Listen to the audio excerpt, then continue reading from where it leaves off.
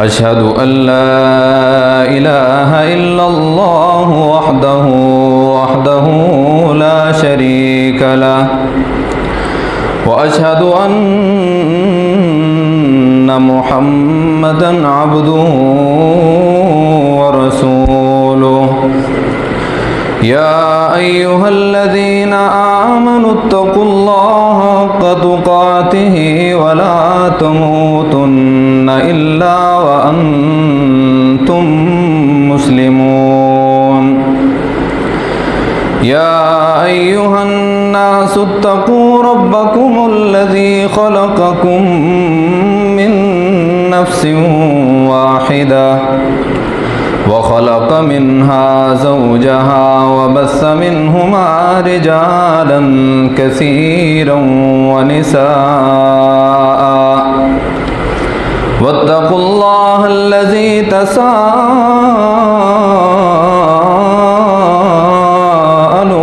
به والأرحام إن الله كان عليكم رقيبا يا أيها الذين آمنوا اتقوا الله وقولوا قولا سديدا يصلح لكم أعمالكم ويغفر لكم ذنوبكم ومن يطع الله ورسوله فقد فاز فوزا عظيما أما بعد فإن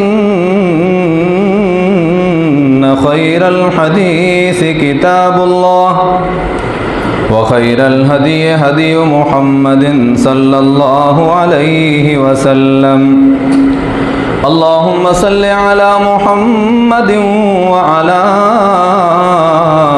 آل محمد كما صليت على إبراهيم وعلى آل إبراهيم إنك حميد مجيد اللهم بارك على محمد وعلى آل محمد كما باركت على إبراهيم وعلى آل إبراهيم إنك حميد مجيد رب اشرح لي صدري ويسر لي أمري واحلل عقدة من لساني يفقه قولي رب زدني علما رب زدني علما رب زدني علما رب أعوذ بك من همزات الشياطين وأعوذ بك رب أن يحضرون أعوذ بالله السميع العليم من الشيطان الرجيم من همزه ونفخه ونفثه بسم الله الرحمن الرحيم زين للناس حب الشهوات من النساء والبنين والقناطير المقنطرة من الذهب والفضة والخيل المسومة والأنعام والحرث ذلك متاع الحياة الدنيا والله عنده حسن المآب قال الله تبارك وتعالى في مقام آخر وكأي من دابة لا تحمل رزقها الله يرزقها وإياكم وهو السميع العليم صدق اللہ مولانا العظیم۔ ہر قسم کی حمد و ثنا اللہ جل شانہ کے لیے ہے۔ اس کے بعد ان گنت لاکھوں کروڑوں درود و سلام ہوں جناب محمد الرسول اللہ صلی اللہ علیہ وسلم کی ذات اقدس پر۔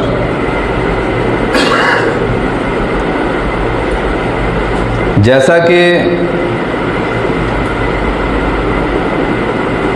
آپ کے علم میں ہے کہ موجودہ دور کے اندر ہر شخص مایوس ہو چکا ہے، ہر شخص اپنی جگہ پر پریشان ہے، اینگزائٹی میں چلا گیا ہے، ڈپریشن کا شکار ہے۔ اس کی جو سب سے بڑی اور مین وجہ ہے وہ یہ ہے کہ ہم اللہ کی کتاب سے بہت دور ہو چکے ہیں۔ کبھی ہم نے وقت نکال کر یہ نہیں سوچا کہ اللہ سبحانہ و تعالی نے ہمیں اس دنیا میں آخر بھیجا ہی کیوں ہے۔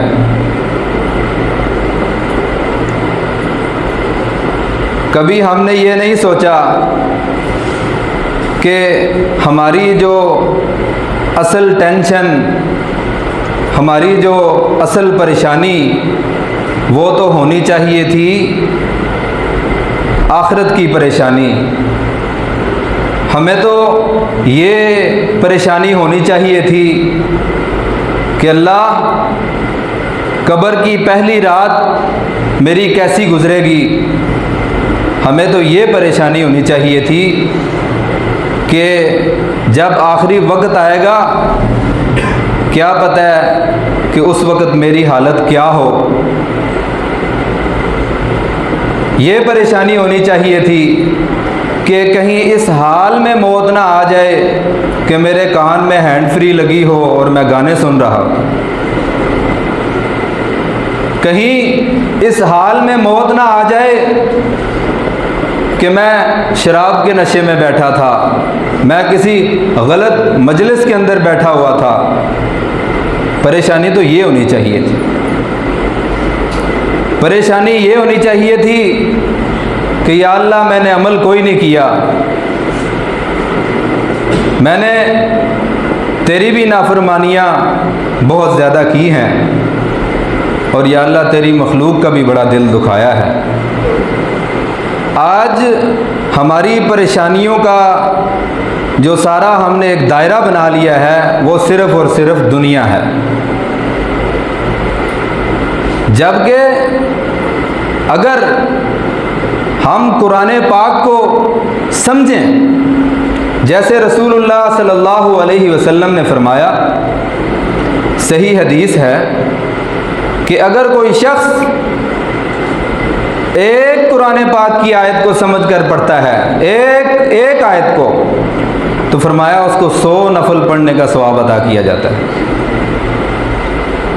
ویسے دیکھ کے پڑھنے کا بھی ثواب ہے، اس میں کوئی شک نہیں ہے۔ فرمایا الف حرف لام حرف، الف لام میم، فرمایا یہ ایک لفظ نہیں ہے، یہ 3 حرف ہے، 3 کی 30 نیکیاں۔ اور جو اٹک اٹک کے پڑھتا ہے، جس کو پڑھنا نہیں آتا، وہ کوشش کرتا ہے، فرمایا اس کے لیے ڈبل اجر ہے۔ لیکن اصل کام تو یہ تھا کہ اس کے اوپر ہم غور کرتے، فکر کرتے، اس کو سمجھتے۔ ویسے پڑھ لینا، ویسے سن لینا تو ایسے ہی ہے کہ جیسے کوئی شخص ہمارے سامنے انگلش میں تقریر کر رہا ہے اور ہم بیٹھ کے سر ہلائی جا رہے ہیں، یہ پتہ ہی نہیں ہے کہ اللہ نے اس میں کیا کہا ہے۔ جب ہم قرآن کو سمجھیں گے، قرآن پاک کے اوپر غور و فکر کریں گے، رسول اللہ صلی اللہ علیہ وسلم کی سیرت کو پڑھیں گے، آپ کے فرامین کو پڑھیں گے، سنیں گے، اچھی مجالس کے اندر بیٹھیں گے، اچھے لوگوں کے ساتھ تعلق مضبوط بنائیں گے، جو اللہ والے لوگ ہیں ان کے نزدیک ہوں گے، تو پھر کیا ہوگا؟ پھر کوئی دنیا کی ٹینشن، بڑے سے بڑی ٹینشن، بڑی سے بڑی پریشانی، کیونکہ جب انسان قرآن مجید کا مطالعہ کرتا ہے یا رسول اللہ صلی اللہ علیہ وسلم کی سیرت کو پڑھتا ہے تو دنیا کی پریشانی تو اس کا تو نام و نشان ہی نہیں ہے۔ रसूलुल्लाह सल्लल्लाहु अलैहि वसल्लम ने फरमाया, लोगों, सबसे सख्त आजमाइश अल्लाह के नबियों पर आती है। उसके बाद जो शख्स अल्लाह के सबसे ज़्यादा करीब है, जो जितना ईमानदार है, जितना उसका ईमान का लेवल ऊंचा है, फरमाया उसके ईमान के हिसाब से उसके ऊपर सख्त आजमाइश आती है। हज़रत इब्राहीम अलैहिस्सलातु वस्सलाम की ज़िंदगी अल्लाह सुब्हानहू व तआला ने कुरान मजीद में बयान फरमाई है। मुख्तलिफ आजमाइशें, हर किस्म की आजमाइश, जानी, माली, औलाद की, बीवी की, कौन सी आजमाइश थी जो अल्लाह सुब्हानहू व तआला ने जिस इम्तिहान में हज़रत इब्राहीम अलैहिस्सलाम को नहीं डाला। सामने आग है, लेकिन अल्लाह के ऊपर इतना तवक्कुल है कि उसमें छलांग लगा दी। अल्लाह ताला ने फरमाया, कुल्ना या नारु कूनी बरदम व सलामन अला इब्राहीम। आग को हुक्म दिया, क्या आग, खबरदार, मेरा नबी तेरे अंदर आया है, खबरदार इसको हल्की सी भी गर्माहट महसूस हुई तो ठंडी हो जा। 86 साल बाद दुआएं मांग मांग कर, रब्बी हबली मिनस सालिहीन, या अल्लाह मुझे नेक बेटा अता फरमा। जब अल्लाह ने बेटा अता फरमाया तो बेटे से आजमाया। ख्वाब में क्या देखते हैं कि मैं अपने बेटे को ज़िबा कर रहा हूँ। बेटे से ये बात की तो बेटा भी नबी का बेटा था, तो कहने लगा ठीक है, जैसे अल्लाह का हुक्म है। बेटे को लटाया। अल्लाह ताला ने फरमाया, कद सद्दक़्ता रुया, ए इब्राहीम, तूने इस आजमाइश को भी सच कर दिखाया। अब मूसा अलैहिस्सलाम को देख लें कि पीछे फिरौन का बहुत बड़ा लश्कर है, आगे समुंदर है, रास्ता कोई नहीं नज़र आ रहा, लेकिन अल्लाह पे तवक्कुल है कि अल्लाह रास्ता बनाएगा।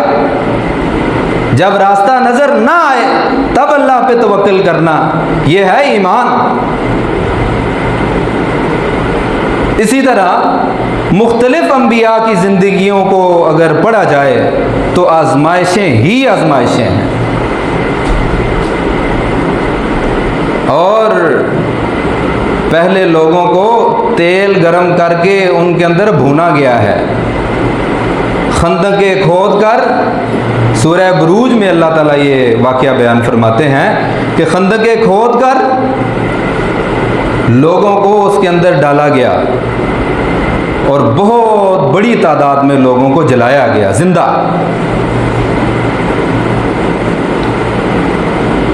हर तरह से अल्लाह सुब्हानहू व तआला ने आजमाया। आज हम छोटी मोटी आजमाइशों पे परेशान हैं।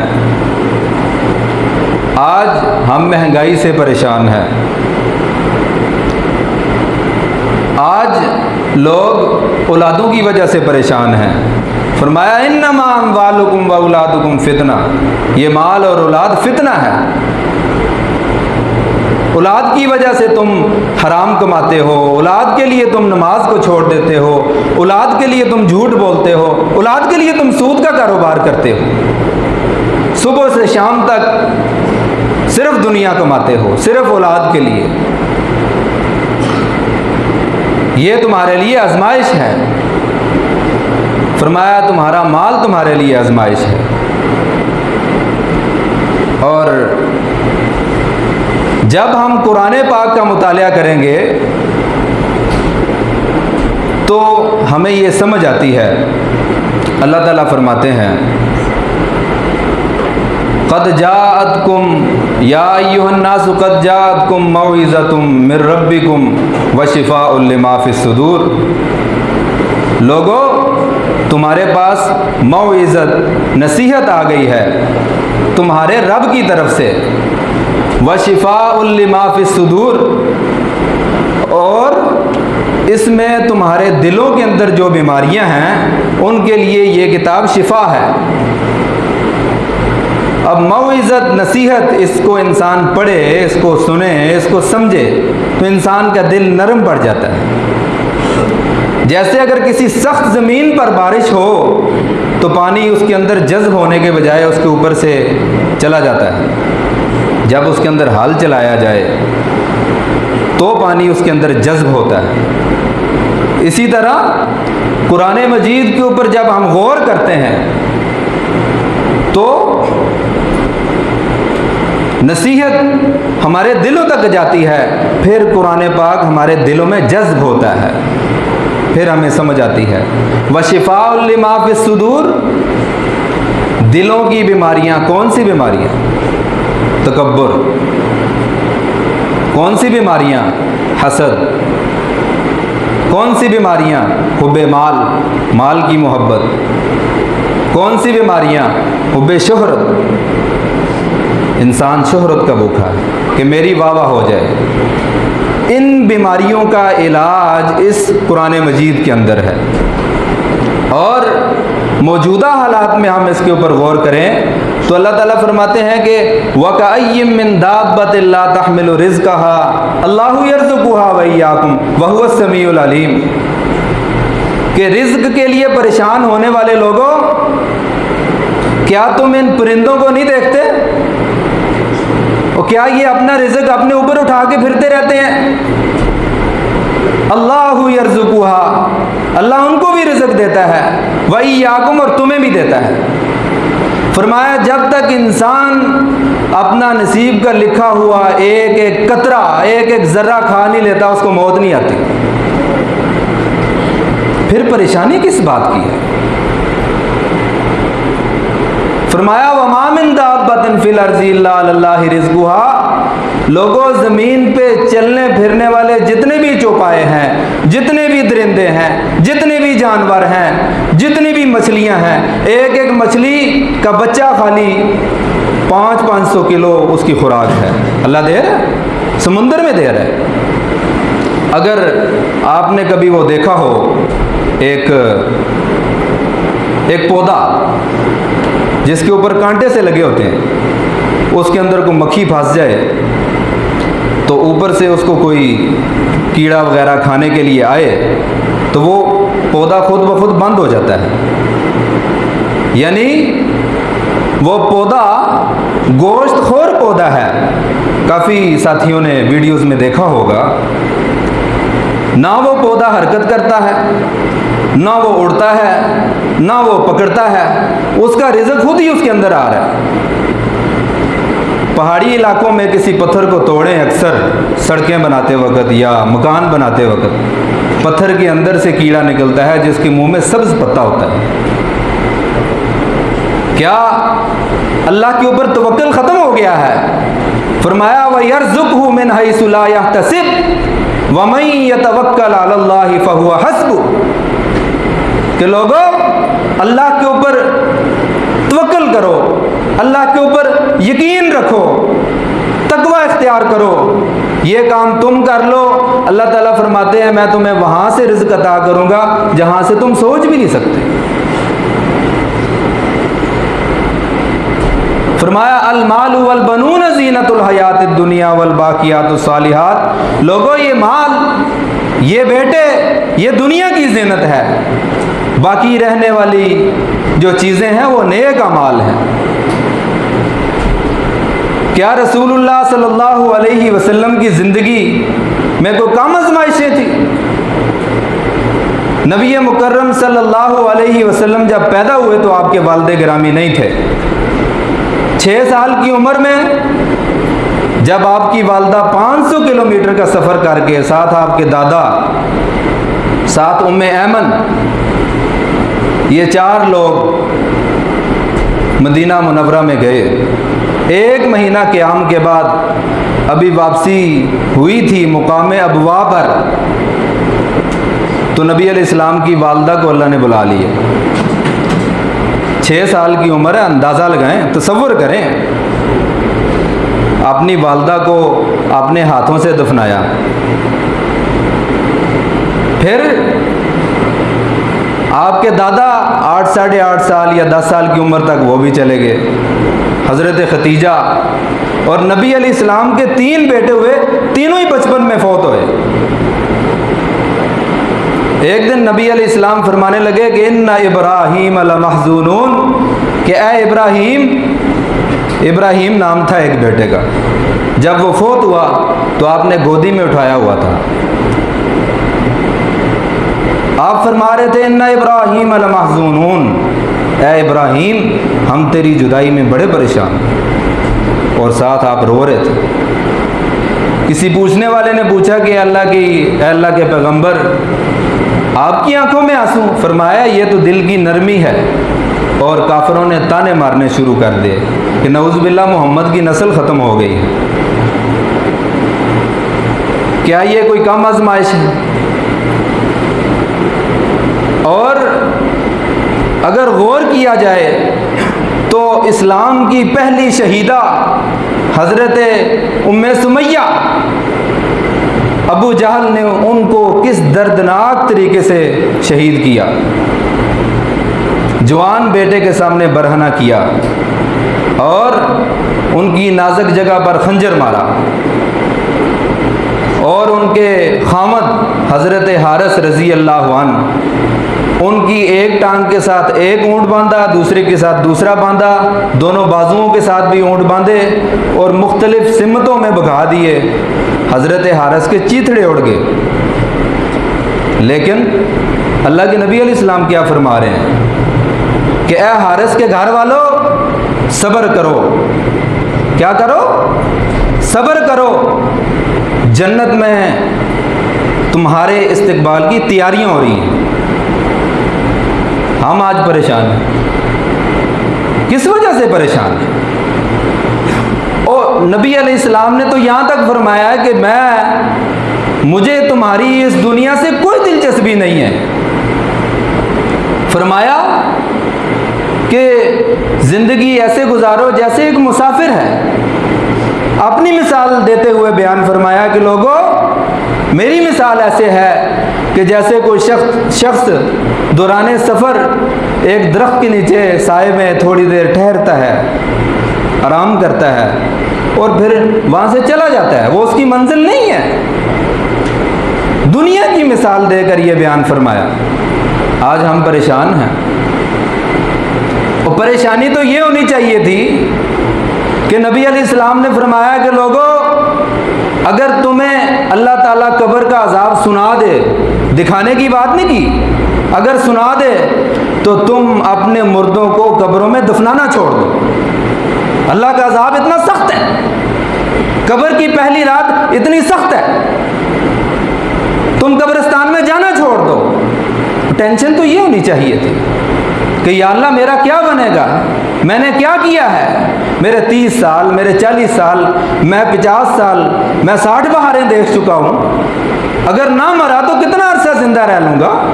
50 کا ہو گیا ہوں اور 15 سال رہ لوں، 40 کا ہو گیا ہوں، کوئی پتہ نہیں ایک سانس آیا دوسرا آنا کہ نہیں آنا، رات کو سونا ہے صبح اٹھنا کہ نہیں اٹھنا۔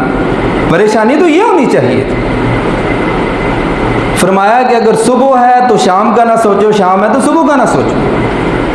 ایک شخص آیا، کہنے لگا کہ اللہ کے رسول صلی اللہ علیہ وسلم، بھوک سے میری جان نکل رہی ہے، کئی دنوں سے کچھ نہیں کھایا۔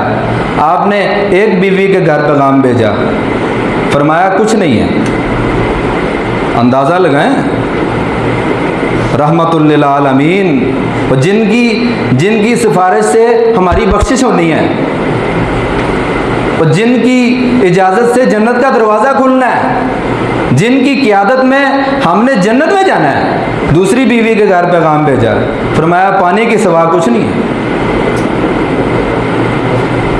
اور شیب ابی طالب میں 3 سال کوئی نہ آ سکتا ہے نہ جا سکتا ہے، کوئی سامان آ نہیں سکتا، جا نہیں سکتا، کوئی مل نہیں سکتا، 3 سال گزارے۔ ساتھ اور لوگ بھی ہیں، اور عورتوں اور بچوں کی رونے کی آواز باہر تک آتی تھی، باہر وادیوں تک جاتی تھی، اور چمڑے کو پانی کے اندر گرم کر کے بچوں کے منہ کے اندر وہ پانی ڈالا جاتا تھا، پتے کھائے۔ یعنی دنیا کے بارے میں فرمایا کہ یہ انتہائی حقیر ہے۔ جیسے پچھلے جمعے میں میں نے عرض کیا کہ اللہ تعالیٰ فرماتے ہیں کہ ام حسبتم ان تدخلوا الجنۃ ولما یأتکم مثل الذین خلو من قبلکم، کہ لوگوں تم کیا سمجھتے ہو یوں ہی جنت میں چلے جاؤ گے؟ ابھی تو تمہارے اوپر وہ آزمائشیں ہیں، وہ تکلیفیں، وہ بیماریاں، وہ پریشانیاں آئی ہی نہیں۔ وَزُلْزِلُوا، لوگ ہلا کر رکھ دیے گئے، حتیٰ یقول الرسول، یہاں تک رسول بول اٹھے متی نصر اللہ، اللہ کی مدد کب آئے گی؟ ہم آج یہ چھوٹی چھوٹی آزمائشوں سے پریشان ہیں، چھوٹی چھوٹی تکلیفوں پہ ہم پریشان ہیں۔ اللہ تعالیٰ نے قرآن مجید میں اور رسول اللہ صلی اللہ علیہ وسلم نے اپنے فرامین میں ہمیں صبر کی تلقین فرمائی ہے کہ صبر کرو گے اللہ اجر دے گا، شکر کرو گے اللہ اور زیادہ دے گا۔ لَإِن شَكَرْتُمْ لَأَزِيدَنَّكُمْ، اپنی زبانوں کے اوپر الحمدللہ کا ورد جاری رہنا چاہیے۔ خالی رزق پیسہ تو نہیں ہے، اچھی صحت بھی رزق ہے۔ ان لوگوں کو دیکھیں جو اسپتالوں میں کینسر کی وجہ سے داخل ہیں، جن کو دل کی بیماریاں ہیں، وہ اپنی ساری دولت دینے کو تیار ہیں اگر ان کی دل کی بیماری ٹھیک ہو جائے، اگر ان کا کینسر ٹھیک ہو جائے۔ ہمیں صرف پیسے میں رزق نظر آتا ہے، اچھی بیوی رزق ہے، اولاد رزق ہے، اچھا اخلاق رزق ہے، اچھا دوست رزق ہے۔ یہ جو ہم سانس لے رہے ہیں اس کی قیمت کا پتہ ہے آپ کو؟ ایک سلنڈر کتنے کا ہے؟ جن لوگوں کے ساتھ بڑے بڑے سلنڈر لگے ہوئے ہیں وہ سانس نہیں لے سکتے۔ ہم نے کبھی غور ہی نہیں کیا کہ سانس آ بھی رہا ہے کہ نہیں، کبھی ہاتھ لگا کے یہاں پہ چیک ہی نہیں کیا۔ تو اللہ تعالیٰ کا ہمیشہ اپنی زبانوں سے شکر ادا کرنا چاہیے، الحمدللہ کہنا چاہیے۔ کوئی تکلیف پریشانی آ ہی جائے تو اس کے اوپر صبر کرنا چاہیے۔ اللہ تعالیٰ ہمیں عمل کرنے کی توفیق دے۔ وآخر دعوانا ان الحمدللہ رب العالمین۔